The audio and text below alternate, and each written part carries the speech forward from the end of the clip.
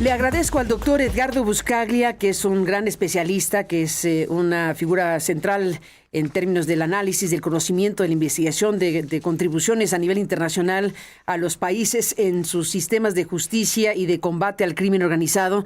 Y bueno, pues el doctor Buscaglia, que ha estado en México muchísimas veces y en otros muchos países, está en este enlace con nosotros porque lo hemos buscado para escuchar su revisión y análisis de dos grandes asuntos. Le proponemos, aunque hay muchísimos más, pero dos grandes asuntos. Uno que tiene que ver con estas operaciones en donde se hacen explotar lanchas y embarcaciones, ya sea en el Mar Caribe, ya sea en el Pacífico Oriental, ya sea con circunstancias en donde por alguna razón se involucra a México en función de ir a rescatar a alguien que dice Estados Unidos ha sobrevivido del ataque que le costó la vida a 14 personas. Ahora sabemos de un ataque reciente que también se dio a conocer con 4 muertos en el Pacífico Oriental.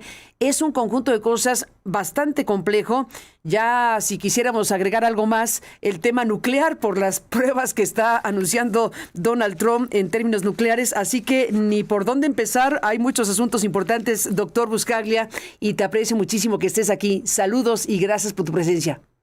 Muy buen día, Carmen. Buen día a la audiencia. Es un placer estar aquí en esta entrevista en el marco de tu gran periodismo. Felicidades. Gracias, doctor. Te aprecio muchísimo tus palabras. Bueno, te pregunto, ¿cómo debemos entender, analizar y objetivamente darle dimensión al tema de las embarcaciones que se hacen explotar por parte del gobierno de Donald Trump en aguas internacionales y todas sus implicaciones? ¿Qué estás viendo, doctor?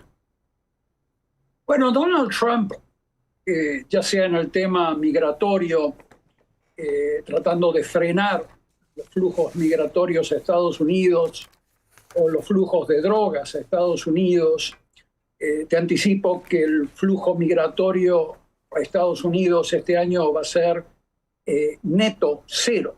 O sea, si haces un balance entre los que entran y los que salen, por primera vez en muchísimas décadas, el flujo neto migratorio va a ser cero. ¿Cero? Y para llegar, cero. ¿Cero? O sea, neto cero. Cero. ¿2025? Entre los que entran y los que salen. O sea, entre los que deportan y los que entran, si restás un número del otro, va a ser aproximadamente cero por primera vez en décadas. Y para lograr este tipo de shock cuantitativo que nos impresiona a todos, la administración Trump acude a técnicas de terrorismo de Estado. Es un término muy técnico que se utiliza cuando estados utilizan mecanismos represivos que causan terror en la población civil o terror entre los civiles que presuntamente están involucrados en el tráfico de drogas o migrantes que no poseen documentos. La idea es aterrorizar. Aterrorizar mucho más allá de los migrantes sin documentos y mucho más allá de los que trafican drogas. Hoy tienes un escenario en Estados Unidos donde colegas míos me confiesan diariamente de que tienen miedo de salir a la calle por ser detenidos debido al color de su piel, aparentando ser hispanos o aparentando ser africanos o aparentando ser afganos, porque la Suprema Corte ha dictado, siendo un títere del trumpismo, la Suprema Corte americana, de que se puede detener a la gente por su apariencia racial. Bueno, este terrorismo de Estado es lo que en este momento tú estás viendo en el asesinato de estas personas que son presuntos traficantes de drogas, ni siquiera presuntos porque no hay una investigación judicial, no se está llevando ninguna investigación judicial. En el proceso operativo de las Fuerzas Armadas norteamericanas, actúan como si estuviesen en un escenario bélico, con una guerra declarada, bombardean estas embarcaciones sin explicarle a la gente qué tipo de evidencia tienen previa. Son ejecuciones extrajudiciales, similares a las que realizaban las juntas militares en la década del 70 en Chile o en Argentina o en la misma Brasil. Tema al cual tú también deseas tocarle después, un poco más tarde. Entonces, estamos ante terrorismo de Estado, ante ejecuciones extrajudiciales, que pretenden aterrorizar a los sujetos que están traficando drogas supuestamente hacia Estados Unidos, con un despliegue ridículo de fuerzas militares totalmente desproporcionadas al tamaño de estas organizaciones criminales, que le cuestan dinerales a Estados Unidos. Decenas de millones de dólares por día le cuesta a Estados Unidos tener a esas embarcaciones en el Caribe o dando vueltas por el Pacífico. Por lo tanto, lo que tú estás viendo es terrorismo de Estado mezclado con un efecto mediático. Tú recordarás, Carmen, que Trump adquirió su fama, además de ser empresario de la construcción, a través de sus programas. Recuerdas que despedía gente en sus programas. La población americana lo fue conociendo a través de sus programas masivos por televisión en la década del 90, en la primera década de este milenio. Por lo tanto, el efecto que él desea es el efecto mediático, de tener a su base de extremistas contento con estas ejecuciones extrajudiciales, mostrando que él tiene mano dura, más dura que Bukele. Entonces, esa es un poco la inspiración y la técnica que está detrás de estas destrucciones de embarcaciones. A la gente instintivamente, a algunas personas les gusta que vean a un país destruyendo a lanchas que salen o de Colombia o de Venezuela, pero tenemos que recordar que el derecho internacional no es una decoración artificial que tenemos ahí para sentirnos bien éticamente. El derecho internacional establece claramente cómo deben procesarse a estas embarcaciones y a sus tripulantes. El hecho de detener a estas tripulaciones con todos esos acorazados, destructores, portaaviones, se pueden detener muy bien a estas lanchas, y esas lanchas obviamente disparan contra fuerzas militares americanas, ahí sí se justificaría el uso de la fuerza. Se los puede detener y se los puede entregar a la justicia, o se los puede someter a un interrogatorio preliminar para extraer la información de inteligencia, para saber de dónde vienen, cuántas personas interactúan con ellos, cómo es su estructura de distribución. Eso es lo que hace normalmente cualquier país civilizado del planeta, sea de la Unión Europea, Japón, Australia, el que sea. Detiene a estas lanchas, si se dejan detener, y se los somete para extraer información que resulta ser riquísima para los fiscales y para las agencias de inteligencia de los países que la detienen.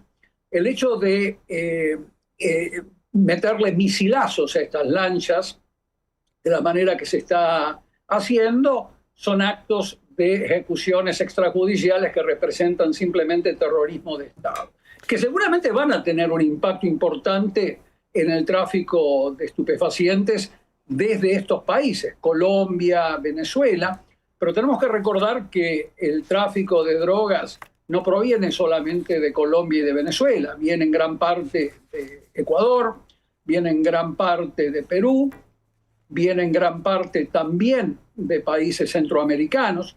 Por más que Bukele haga mucho show de mano dura, las redes criminales amparadas por el Estado salvadoreño siguen operando con tráfico de drogas hacia Estados Unidos, y hay una enorme cantidad de drogas que está siendo producida dentro del territorio norteamericano, especialmente fentanilo y productos derivados del fentanilo, pastillas, opioides que las rocían con fentanilo, son producidas en Estados Unidos.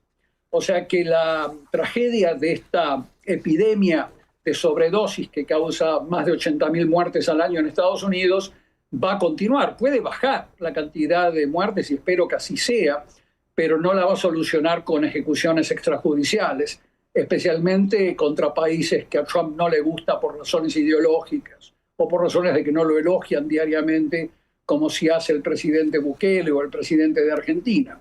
Lo que tienes ahí en Estados Unidos es a un psicópata como presidente. Lamentablemente hubo un grupo de psicólogos que hace años, en la primera administración de Trump, le diagnosticó las patologías psicológicas a Trump.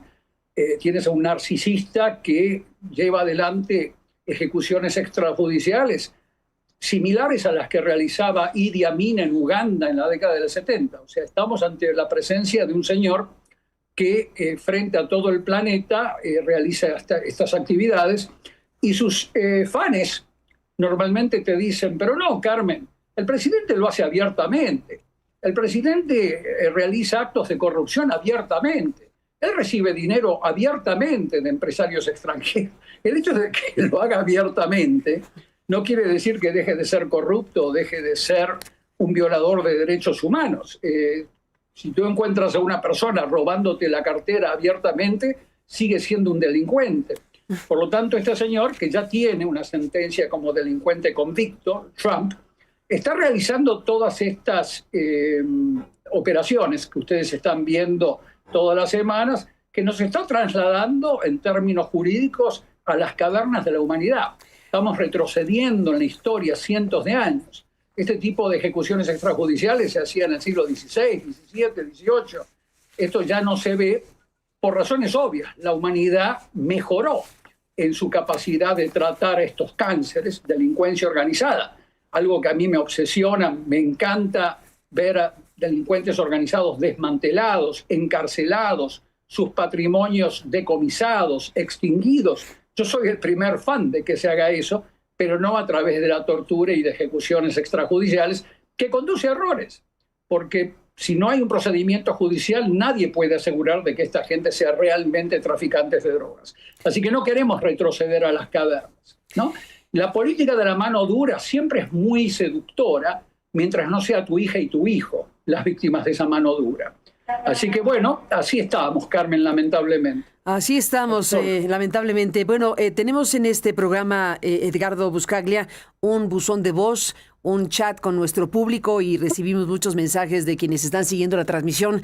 Y José González, le mandamos un saludo a José, planteaba que esto que tú estás planteando, no existe en Estados Unidos una base legal para el uso de la fuerza letal en el mar abierto o aguas internacionales. Aquí, bueno, tú acabas de hacer la explicación del tema y tú estás planteando que no, pero déjame ir al punto de Donald Trump designando terroristas y dando esa connotación legal a quienes se dedican al crimen organizado. Designarlos terroristas es un asunto de carácter legal también. Notificarle al Congreso de su país de la forma en que haya sido, que se encuentran en guerra contra el narcoterrorismo y por lo tanto los narcoterroristas pues no son delincuentes sino combatientes y la situación es de tal naturaleza que los puedo matar. Esa construcción de Trump respecto a el sustento por el cual está haciendo lo que hace, ¿qué te dice? Me dice que está violando la convención, la ley internacional que rige sobre las actividades bélicas, sobre los conflictos bélicos, es la convención que tú conoces muy bien, que es la Convención de Ginebra. Y en la Convención de Ginebra existen artículos que hacen a los conflictos entre actores estatales, Estados Unidos en este caso, y actores no estatales. Estas redes criminales que Trump declaró terroristas. Entonces, dentro de esa Convención de Ginebra existen claros requisitos para que no se cometan ejecuciones extrajudiciales de personas que no están atacando embarcaciones militares norteamericanas. Se los puede detener, se los somete a un procedimiento de respeto a su dignidad, se les tiene que proveer de alimentos, se les puede interrogar a través de un procedimiento judicial o militar, se los puede someter a un tribunal militar si es necesario, pero no se los puede ejecutar extrajudicialmente sin ningún tipo de procedimiento. Eso por un lado. Por el otro, la cárcel ilegal de Guantánamo, que se aplicó, ¿te acuerdas tú?, desde el trágico ataque a las Torres Gemelas, fue declarado por todos los tribunales internacionales como ilegal. Eso era una cárcel en Guantánamo en donde se los detenía. Acá estamos aún peor, ni siquiera se los detiene.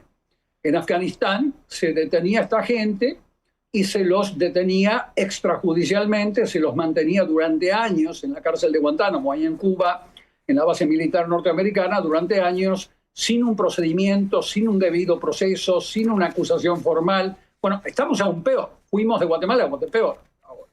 Entonces, estamos directamente ejecutándolo sin ningún tipo de evidencia, más allá de la palabra de Trump, que vive todos los días mintiendo.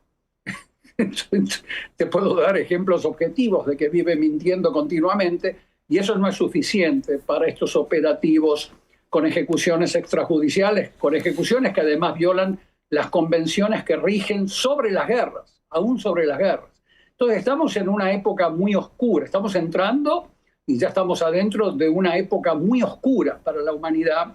Estamos viendo esto en el conflicto entre Israel y Gaza, estamos viendo esto en un caso en donde yo trabajo, que es la invasión de Rusia a Ucrania, los miles y miles de crímenes de guerra, ejecuciones extrajudiciales por el ejército ruso. O sea, estamos viendo que esto se está transformando en la moneda corriente y estamos retrocediendo en la historia de la humanidad hacia las cavernas, hacia los periodos en donde no había convenciones, leyes internacionales que regían sobre los conflictos bélicos. Estamos retrocediendo, estamos básicamente yendo hacia el pasado, hacia los tiempos en donde había vacíos legislativos y cada estado hacía lo que quería, como está haciendo Trump.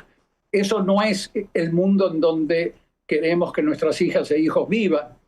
La mano dura, como siempre te digo siempre, es muy seductora para las personas que están cansadas de ver a sus hijos e hijas consumiendo drogas, extorsionados, secuestrados. La mano dura extrajudicial es muy seductora para la persona de a pie, hasta que comienzan a secuestrarle y a torturarle a sus propios hijos e hijas. Ahí es donde la gente se comienza a cuestionar. Yo recuerdo con mucha emoción la época en donde había solamente 7, 8 mujeres frente a la Casa de Gobierno durante la dictadura militar argentina, que se reunían todas las semanas dando vuelta en protesta por el secuestro extrajudicial de sus hijos. Sí. Y la gente no apoyaba a esas mujeres, las madres de Plaza de Mayo, las abuelas de Plaza de Mayo. Eran muy poquitas, con una valentía admirable, hasta que miles y miles y miles y miles de hijas e hijos de la población en general comenzaron a ser secuestrados y ejecutados extrajudicialmente, como está haciendo Trump.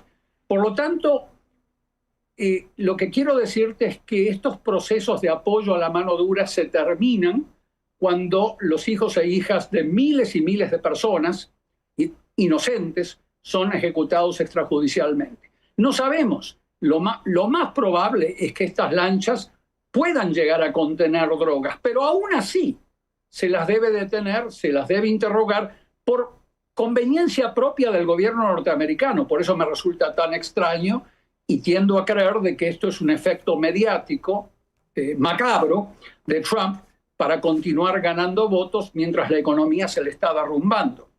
Mientras el proceso de expulsión migratoria, que tampoco son deportaciones legales, está llevándose a cabo con miles y miles de ciudadanos norteamericanos, ciudadanos, ya no tarjeta verde, que están siendo encarcelados por equivocación, según la persona, esta señora que se encarga del tema de Homeland Security, seguridad interna. O sea que Estados Unidos se está transformando en un régimen literalmente extrajudicial, ilegal, que viola los derechos humanos de manera abierta, notoria, y no por eso se puede justificar. O sea que lamentablemente aquí me tienes, lamentablemente te digo, pues esto me causa mucha tristeza porque va a terminar muy mal para la sociedad americana y para el mundo, obviamente, como estás viendo. Es tremendo todo, sin duda. Déjame, doctor Edgardo Buscaglia, recuperar lo que ha dicho la presidenta mexicana hace unos minutos en su conferencia matutina. Nos está reportando el equipo de Aristegui Noticias, que está monitoreando todo lo que está sucediendo para también compartirlo aquí.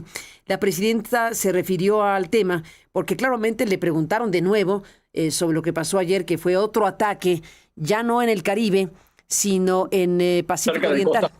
Entonces ya estamos hablando de ataques frente a las costas mexicanas. Estamos hablando de un primer ataque que se reconoció que le costó la vida a 14 personas y dijeron que una sobrevivió.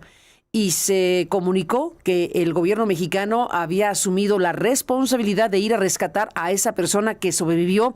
Veto a saber en qué termine esto, pero por lo pronto el ataque fue ya no en Caribe, sino en Pacífico Oriental, y por alguna razón México participa de esta manera, por razones humanitarias, porque le queda más cerca, por lo que haya sido, pero México está ahí. No se dijo a qué organización criminal se atacó. Se dijo que era una organización criminal en el evento de 14 muertos y en el de ayer, identificada por la inteligencia de los Estados Unidos, pero no se especificó ni nacionalidad ni a qué organización se refiere. Ese es un tema, porque si estos ataques de alguna manera, hipotéticamente, pudieran involucrar algo que tenga que ver con ciudadanos mexicanos o con embarcación mexicana o algo que tenga que ver con México, el país tendría que reaccionar. Vimos la escalada, ya no digamos con Maduro, de Venezuela, sino con Gustavo Petro, que en su momento dijo, oigan, asesinaron a este pescador colombiano y ha escalado eso tremendamente. ¿Qué situación es esta para México? Te pregunto, doctor Buscaglia, y escuchemos a la presidenta y volvemos contigo. Okay. Presidente, ayer hubo un nuevo ataque por parte de Fuerzas Armadas del gobierno de Estados Unidos a una embarcación en el Pacífico. Quisiera insistir en que si el gobierno mexicano ya tiene la identidad de quienes fueron muertos en estos ataques, el sobreviviente del ataque anterior también en el Pacífico frente a costas mexicanas, y qué información tiene de este ataque el día de ayer. Gracias. El día de hoy se reúne el secretario de Marina con una contraparte de la Guardia Costera y después también se está buscando una reunión con el Comando Sur, que es quien desarrolla estas actividades, y también con el Departamento de Estado. Nuestro objetivo es que siga funcionando el esquema con el que veníamos trabajando, que tiene que ver con información que se proporciona a Secretaría de Marina para que seamos, nosotros sean, obviamente en nuestra zona continental y en la zona económica, pues tiene que ser las fuerzas mexicanas, y en el caso de aguas internacionales, que pueda ser, en lo que tiene que ver con la longitud del territorio nacional, lo que veníamos haciendo, que es la captura de estas embarcaciones. Entonces, seguimos insistiendo en esto, no nos han dado más información. Hubo una muy buena reunión, lo dije ayer, con el embajador de Estados Unidos, y se están buscando estas reuniones para que, en el caso de la ubicación geográfica que tiene que ver con México, se siga con las operaciones que había previamente. Pues esto fue lo que dijo esta mañana la presidenta de México, doctor Buscaglia. Pues esto, no tenemos información suficiente, en pocas palabras. Bueno, el peligro es que a través de una cooperación internacional forzada por Trump, en la situación económica precaria en la cual está México, México se involucre siendo cómplice de estas ejecuciones extrajudiciales. ¿Cómplice, doctor? Y de estas cómplice de estas ejecuciones extrajudiciales, de que el Estado mexicano se encuentre cooperando con un Estados Unidos operando fuera de la legalidad internacional. Pero, a ver, detente aquí, es un tema tremendo lo que dices. A ver, cooperando cómplice, en este punto específico, dice, por razones humanitarias voy a buscar al que quedó sobreviviente, según dijo Estados Unidos. Es un tipo de colaboración colateral, accesorio, pero decirle cómplice a México por esto me parece muy fuerte. Mira, dije el riesgo de que se vuelva cómplice. O la posibilidad de que sea. Claro, porque mi rol es pronosticarte de alguna manera riesgos, escenarios de riesgo, y decirte no llegues a eso porque está mal o va a dañar al país, etc. Hace unas semanas te voy a dar el caso de un ciudadano ecuatoriano que también fue sobreviviente de una de estas ejecuciones extrajudiciales del régimen de Trump. Y este sobreviviente ecuatoriano, bajo condiciones normales en cualquier país del mundo con mínimo Estado de Derecho, sería retenido por la autoridad que atacó a la embarcación, en este caso el Estado americano, sería retenido, se lo sometería a un tratamiento médico si lo necesita, etcétera, y se lo interrogaría, se le quitaría información y se lo procesaría judicialmente en territorio norteamericano con toda la posible información que pueda tener un sobreviviente de una de estas embarcaciones, que no se basa solamente en dónde embarcó la droga, que eso seguramente un satélite americano lo tiene, de dónde proviene la droga, seguramente lo tiene, sino de toda la historia de las interacciones de este sobreviviente con el cartel, con el grupo terrorista que está involucrado en ese tráfico. ¿Sabes lo que hizo, Carmen, el gobierno americano con ese ciudadano ecuatoriano? ¿Qué hizo? Se lo devolvió a Ecuador. Eso es algo increíblemente sospechoso. A ver. Se lo devolvió a Ecuador, a un régimen que está increíblemente infiltrado por la delincuencia organizada, y no se sabe más del señor, absolutamente nada, para que sea procesado, acusado, sin ningún condicionamiento. Eso es algo extrañísimo. Se lo sacó de encima el gobierno americano.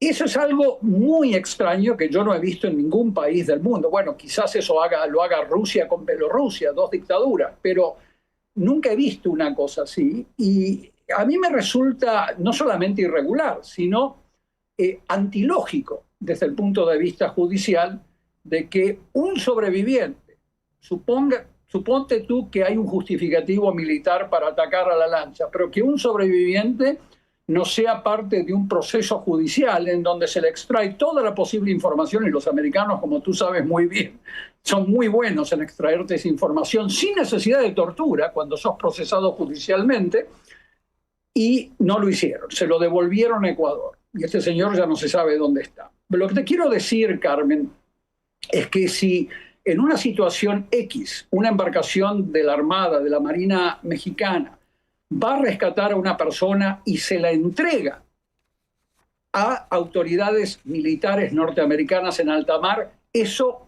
exige una investigación por complicidad con una ejecución extrajudicial y con actividades ilegales internacionalmente. O sea que hay que tener mucho cuidado en la cooperación con Estados Unidos, entre México y Estados Unidos, en un contexto de actividades que conlleva ejecuciones extrajudiciales y operativos ilegales en alta mar, donde a esta gente no se le brinda ni siquiera los requisitos que ordenan las convenciones que rigen sobre las guerras, la Convención de Ginebra.